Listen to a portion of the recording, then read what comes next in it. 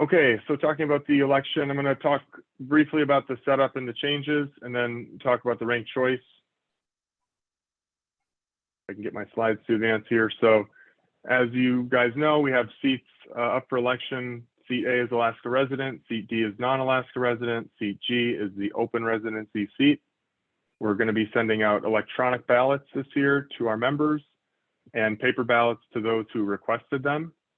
The open residency seat will include all candidates, and the winner will be chosen via ranked choice. Why did we change this from how we used to do it, which was sending out paper ballots to everybody? A, it reduces cost. It costs a lot to print and send that many ballots. Number two, for convenience of voters, it's a lot easier to do these things on our phone or computer these days. And also kind of along with that was there could be ballot delivery challenges. People change addresses sometimes. People aren't always at the same address for that week when they go out and that sort of thing. So this allows us to get ballots to people where they are. And in the past, we had a hard time resolving those challenges when they popped up. And finally, doing it the way that we're doing it now allows our membership to elect the most popular and preferred candidates. It prevents maybe having two strong candidates going after the same seat. So I think it's a more democratic system with the structure that we have, where there's two residency seats and an open residency seat. So voting with an electronic ballot. It's pretty simple. You're going to enter your votes. You're going to click the submit button, and then you're going to save your confirmation code. You'll get a confirmation code. You can save it. You don't have to. It's up to you. And if you have multiple permits, you'll repeat the process. So it's going to look something like this. This is a dummy ballot, essentially. So you'll just make a choice for seat A. You'll make a choice for seat D. You'll rank your candidates, and 1 is the most preferred candidate, 2 your second most preferred, 3 third, and so on.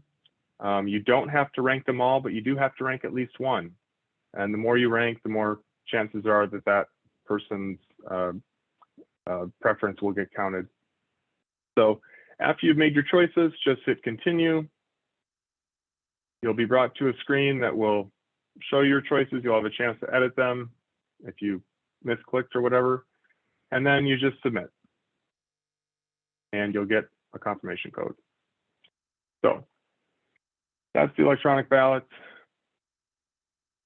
In terms of what's going to be going out soon, you'll be getting a text message which will have a link in it that will be for your specific ballot.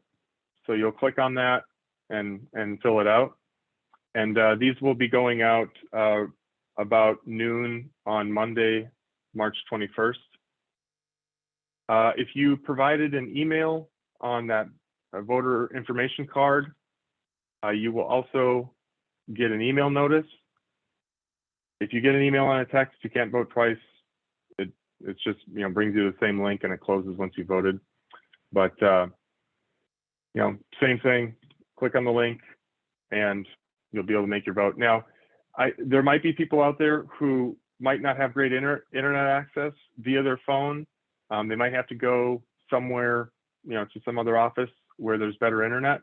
We've heard that, we understand that. So what you can do in that case is you can enter that link at the bottom and enter your access key, which is provided there, in this test as 1, 2, 3, A, B, C, D, 5, 6, 7, 8, E, F, G. So, we've tried to make this very convenient, but also very flexible. And so if you have limited internet, you can still do it that way. On the paper ballots, this format is really just the same as it's been in prior years. You'll fill out your ballot. You'll insert and seal the completed ballot in envelope 1. You're going to insert and seal that envelope in envelope number 2 and complete the identification information on the back of envelope 2. And then you're going to insert envelope 2 in the return envelope and send it to our election contractor, which this year is Cash and Gilmore in Lynmouth. And then, of course, got to get it in the mail. So you're going to mail that envelope back to them. And those ballots must be received by April 4th to be counted. We have to draw the deadline and cut off at some point. On April 5th, they're going to start counting ballots. So that is paper ballots. In terms of how votes are counted and how we announce the results, what will happen is Cash and Gilmore and Lynmouth will download the vote file from Election Buddy with all the electronic votes. They will tabulate the paper votes and add those votes to the electronic vote file. Then CGL will tally the winners for each seat. Then they will produce an elections results report. They'll give that to BVRSDA. BVRSDA will announce the winners to our members via our website, social media, and to our email list. And the winning candidates will begin their new board term at the next board meeting, which hasn't been scheduled yet, but will probably take place before our annual in-region meeting in June. So probably sometime between April and June. Okay, so we've had some questions about how are ranked choice votes counted. And what will happen is we will have a winner for seat A and D. And basically if somebody gets over 50% of the votes, first preference votes for the seat G in the ranked choice, if they didn't win one of the other seats, then they win. Very easy. That probably won't happen as we have a large slate of candidates here. And so what will happen is the winners of the residency seats for A and D are eliminated, and the preference order on the ballots is retabulated, and then the first preference votes for the remaining candidates are counted. If no one is above that 50% threshold, then we go to the candidate with the fewest first preference votes, and they are eliminated. The preference order on ballots is retabulated, and first preference votes for remaining candidates are counted. So if your first preference vote was for one of those candidates that was eliminated, your first preference vote would then move to the next person on your ballot. And so this process continues until one candidate has over 50% of the first preference votes. In terms of election security and integrity, we're using Election Buddy. It's kind of got a cute name, but it's a very highly secure voting platform that's used in 194 countries. It's used by many nonprofits, associations like ours, universities, and other government agencies. The voter access keys that you'll receive are only provided to voters. We don't know them. Unless you want someone else to vote for you, don't forward them around. That is your unique key. Your ballot selections are anonymous, but with your confirmation codes, you can verify that your vote was counted. BVRCA contracted with Cash and Gilmore and Lynmouth for third-party election verification services. We had to figure out a way to blend the paper ballots and the electronic ballots and handle this election in the way that we wanted it to work. So we're happy to have their assistance on it. And we fully believe that this is a very secure election process. So we're very excited about the changes and, frankly, interested to see if we can improve on the, I think it was 372 votes that we had last time around. Some questions that I tried to anticipate, can I change my vote after submitting an electronic ballot? No, it's very akin to dropping your ballot in the box when you go to the polling station. Once it's in, it's in. Things about if I lost my paper ballot or didn't see it come in the mail, can I request another one?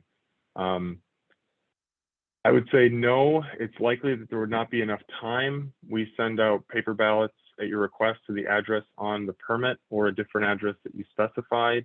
I haven't had anybody approach us about this situation, and with the deadline coming up, you know, I would say we could always try, but with mail delays, timing might be difficult there.